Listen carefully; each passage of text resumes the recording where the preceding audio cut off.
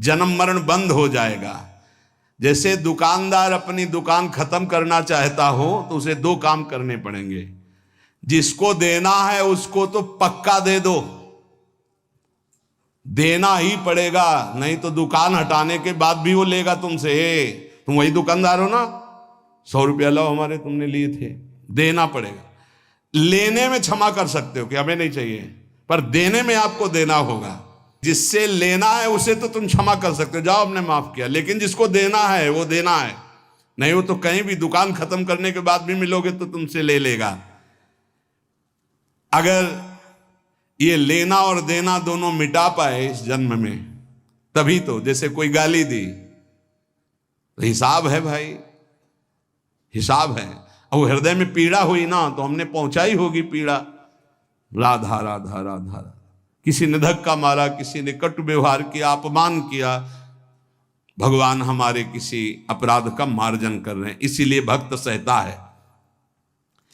अपने लिए अब किसी से कोई ऋण ना ले, सेवा किसी भी तरह का कुछ भी ऋण, ये ध्यान रखो। यहां से जाना है, हमें यहां से जाना है। शरीर से प्रेम ना अपने करो ना किसी और के करो, ये छूटने वाला है, जाने वाला है। कब जाएगा अब इसका पता नहीं, शाम के जाएगा कि कल सुबह जाएगा कि दोपहर जाएगा, 10 वर्ष में जाएगा कि 5 वर्ष, जाना है। जब हमें जाना है इस देश से तो फैलावा काहे को फैलाओ, समेट के अटैची बिल्कुल तैयार। मरने से सब जग डरा मेरो मन आनंद, कब मरी हो कब भेटी हो पूर्ण परमानंद। समझ में आ रहा है? मरने वाली अब शकुन वाली बात घर में अगर चला दे तो फिर बहुत ही, ये आखिरी मृत्यु होनी चाहिए। पर घर परिवार में बातें अब शकुन मानी जाती हैं, मरने की बात नहीं। क्यों? क्योंकि फिर पापाचरण में रति नहीं होगी अगर मरना दिमाग में रहेगा। नारायण स्वामी ने कहा 2 बात दिमाग में रख लो, एक नारायण को, दूसरी मृत्यु को। क्योंकि जाना है यहां से तो गंदी कमाई काहे को करो, अच्छी कमाई भगवान नाम, दूसरों को सुख प्रदान करना। संसार से जो तुमने ऋण लिया है, अब हम किस किस को जाने किस किस जन्म से क्या लिया है। तो सरकार कह रहे हैं अहम त्वाम सर्व पापेभ्यो मोक्षयिष्यामि मा शुचा। श्री कृष्ण की शरण में हो जाओ, वो लेना देना दोनों का हिसाब कर देंगे। मालिक, नौकर का ऋण मालिक चुकाता है, सेवक का बंधन मालिक मुक्त करता है। कोई भी गड़बड़ी हो जाए तो आगे मालिक को आना पड़ेगा। अगर सही ईमानदार मालिक है तो छाती आगे लगे, नहीं मुझे मार लो, इसको छोड़ दो, जो भी कहो वो मैं दंड स्वीकार कर, इसको छोड़ दो। तुरंत विभीषण पाछे मेला, सन्मुख राम सहयो सोई सेला। ये हमारे स्वामी का स्वभाव है। सेवा भजन जप ध्यान समाधि, अगर ये अपने लिए है तो बंधन बहुत जोर का भी रहेगा समाधि तक, और अगर ये जगत मंगल के लिए है तो लेना देना खत्म हो जाएगा इसी से। ये भी अपने लिए नहीं है। अब आप ये भी समझ लीजिए, कह रहे सेवा भजन जप ध्यान समाधि ये जगत जगदीश स्वरूप है, इनके लिए है। जो भजन कर रहा हूं, सर्वे भवंत सुखिना सर्वे संतु निरामया, अगर इसका सुख मेरे लिए है तो फिर आओ यहां। अगर ये भगवान को समर्पित है, बहुत समझना है, बहुत समझना है। ये महापुरुषों के वचन हैं। कैसे आओगे? देवराज इंद्र, बड़े बड़े देवता, बड़ी बड़ी पदवियां, बड़े बड़े वैभव, ये सब साधन भजन करने वाले को तो मिले। मानो जो इसी देश के बड़े बड़े पदों में है, सब पुण्यात्मा है, इनका तप हुआ है। अब जो किया जाएगा वो आगे की फसल है, लेकिन पीछे की बहुत जोरदार फसल है। अगर मुक्त होना चाहते हो तो भजन भी अपने लिए नहीं है। तो दीहम वस्तु गोविंदम तो भ्रमेयो, लेना न देना मगन रहना, जीवन मुक्त हो गया। अब आपको लगेगा, जानते हो कैसे बात करते हैं महाराज, आज से 1 माला आपके लिए कि आपका रोग ठीक हो जाए, और 10 हमारी। 1 माला सिर्फ आपको देगी। इष्ट और गुरु को एक माला, 10 माला मेरी नहीं भैया, मेरा अस्तित्व नहीं, अब जो कुछ हो रहा है वो सब आपके लिए है, आप जीवन मुक्त हो गए। ये बड़ा सूक्ष्म विषय है, बड़ा सूक्ष्म विषय। जीवन मुक्त होने के लिए आना न जाना, सेवा भजन जप ध्यान समाधि, ये केवल संसार के हित के लिए है। कहेंगे माला क्यों घुमाए, इतना कष्ट सहकर माला घुमा रहे हो, कह रहे दूसरों के मंगल के लिए है। यही है लेना न देना मगन रहना, इसी से सब कर्जा मिट जाएंगे। भजन करने से सबके कर्जे निपट जाएंगे, जन्म जन्मांतर के जो हैं, नहीं कहां तक देंगे हम। कोई पीट रहा है, किसी को पीट रहे, सब हिसाब किताब हो रहे, कभी गर्भई में नष्ट हो गए, कभी जवानी में, कभी ये, कितना प्रपंच है। जब तक किसी के भी साथ संबंध रहेगा तो इस प्रकृति में आना पड़ेगा।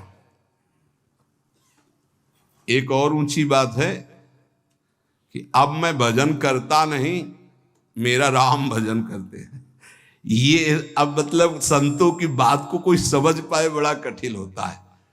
लेकिन तुम ना ले आना ये बात अभी से कि हाँ हम तो भजन नहीं करते, श्री जी हमारा भजन करते हैं। वो बहुत ऊंची स्थिति की बात, जीवन मुक्त महापुरुषों की बात। भला ये बात पचेगी कि आज से जितने माला करेंगे, पाठ करेंगे, भजन करेंगे, वो सब अड़ोस पड़ोस में बट जाएगा, तुम्हारे लिए नहीं रहेगा। हम क्यों जाए फिर बाणी पाठ में, हम क्यों माला चलाएं, इतनी परेशानी होकर माला चला तो मेरे लिए नहीं है। इसका मतलब समझते हो, इसका गूढ़ मतलब है। एक माला जपा और कह दिया कि सबका मंगल हो, तो सबके मंगल का जो फल है वो आपको भगवत प्राप्ति करा दिया। समझ रहे हो, ये आंतरिक रहस्य है संतों का। 1 रुपया फेंको और 1 अरब रुपया एक साथ फायदा ले लो। फायदा हुआ कि नहीं हुआ? अगर 1 रुपये में 1 अरब, तो भारत में तो जनसंख्या कितनी है? 140 करोड़ है। ये तो केवल मनुष्यों की हुई। और दीमक की कितनी जनसंख्या है? पशु पक्षियों की, चींटी की, कितने जीव हैं? सर्वे भवन्तु सुखिनः। भजन किया, साधना हुई, सर्वे भवन्तु सुखिनः, तो सबका कृपा प्रसाद मिला और वो भगवान को प्राप्त हो गया। समझ रहे हो, भगवत प्राप्ति, सबका कृपा प्रसाद मिला।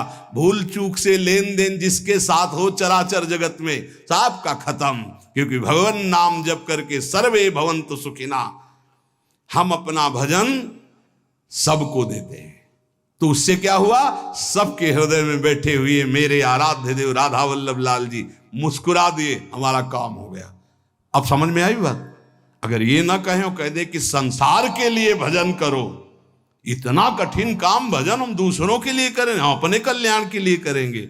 अपना कल्याण तभी होगा जब सबसे लेना देना खत्म हो जाएगा, और वो तभी होगा जब सबके लिए हम भजन करेंगे। पता नहीं हमारा किससे क्या संबंध का, किस जन्म का कौन सा ऋणानुबंध है। तो सर्वे भवन्तु सुखिनः, सर्वे सन्तु निरामया, सबसे मुक्त हो गए और भगवत प्राप्त हो गए। ये बड़ा सूक्ष्म विषय है। जो अकर्मणि च कर्मयः, पहला बताया कर्म करते हुए अकर्म, हमारा कोई फल की आकांक्षा नहीं। जो सत्कर्म हो रहे हैं सबका मंगल हो। अकर्म ही है वो उसे फल नहीं दे पाएंगे, उसे बांध नहीं पाएंगे। अब यहां कह रहे हैं अकर्मणि च कर्मयः, कोई कर्म नहीं कर रहा पर उसमें कर्म देख रहा है। वो निर्लिप्त महापुरुष कोई कर्म नहीं कर रहा लेकिन उसका मंगल हो रहा है पूरे जगत का। उससे वो जहां से निकल रहा है, उसका जो दर्शन कर रहे हैं, जो वायु स्पर्श कर रही, जो संभाषण हो रहा है, जिसका पानी पी ले रहा है, जिसका भोजन पा ले रहा है, सबका मंगल हो रहा है। वो कोई मंगल का संकल्प नहीं कर रहा लेकिन सबका मंगल हो रहा है। जैसे सुगंधित वायु बिना प्रयास के सबकी घ्राणेंद्रिय को सुख पहुंचाती है। संसार में कोई कार्य करने के लिए प्रवृत्त होता है तो उसके सामने 2 बातें होती, करना और ना करना, प्रवृत्ति और निवृत्ति। जो महापुरुष होते हैं ना प्रवृत्ति होती है ना निवृत्ति होती है। अब वो बड़ी ऊंची स्थिति है। ऐसे महापुरुष अकर्म में भी कर्म देखते हैं और कर्म में भी अकर्म देखते हैं, अर्थात निर्लिप्त रहते हैं। नैव तस्य कृते नार्थो ना कृते नेह कश्चन, कोई भी प्रयोजन नहीं होता पर स्वाभाविक जगत मंगल उनके द्वारा होता रहता है। जब तक कोई भी प्रकृति से संबंध रखेगा मुक्त नहीं हो सकता। ये सब प्रकृति है, स्थूल सूक्ष्म कारण, तीनों लोग, चराचर जगत। ऊब गए होगे सुन के। अब देखो जरा विचार, आश्रय कितना मीठा है ना। ये है कठिनता, तभी कहा गया मुक्त होना कोई खिलवाड़ है। पर एक सांकरी गली है, आ जाओ, बिल्कुल नजदीक है, हमारे भाई श्यामाजू को राज, वो सब ठीक कर देंगे। बहुत करुणामयी है लाडली जो। जरा सा जहां मुस्कुराकर प्रीतम की तरफ देखा, कहा आने दो, पास हो जाएंगे। तो अब तो हमें भरोसा हो जाना चाहिए कि हमें कहा कि आने दो नहीं, हमें तो पास करवा दिया, बुला लिया। वृंदावन आ गए, श्री जी का जस सुन रहे हैं, श्री जी की इतना कठिन है, देख लो। ये एक योग का वर्णन हो रहा, कितना कठिन है। प्रकृति की रचना से किंचन मात्र संबंध नहीं रखना, और यहां इसी में लगे हुए हैं, केवल इसी में, प्रकृति के ही पोषण में लगे हुए हैं। बड़ा कठिन। परमार्थ की उन्नति को नहीं जानता, प्रकृति की उन्नति को जानता है।